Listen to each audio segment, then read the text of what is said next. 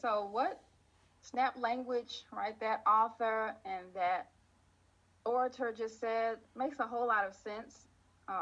First of all, he made it known he was not trying to refute or debunk those arguments. He just wanted us to look at them critically. So a few things he brought out that I thought were really helpful.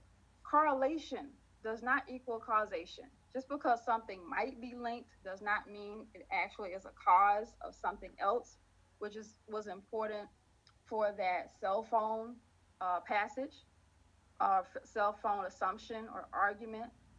Also, though, one other thing he mentioned was always challenge assumptions. I've heard that before, right? Cell phones could cause cancer. It's possible, right? I assume it might be true, but I don't want to go into reading something with that assumption without challenging even myself, which is really important. Also, just because a reading, an article, or a person who's talking, just because they have some facts to back an argument, that does not mean that their argument or conclusion is the best thing, right? It doesn't mean it's actually truth or fact. So that's something else we want to be mindful of, and something we want to be mindful of when we write or when we speak, right? Just because you have some facts does not mean that argument's solid. It means you've done some research, which is awesome.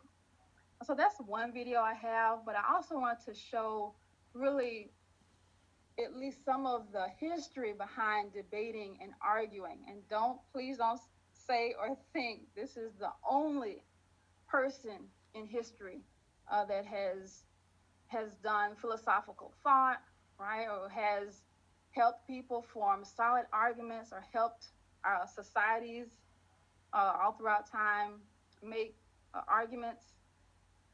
So don't think that, but I want us to look at Socrates. And oftentimes I would say I probably use this method when I'm teaching. I love to ask probing questions. So just give me a moment. I am going to share again,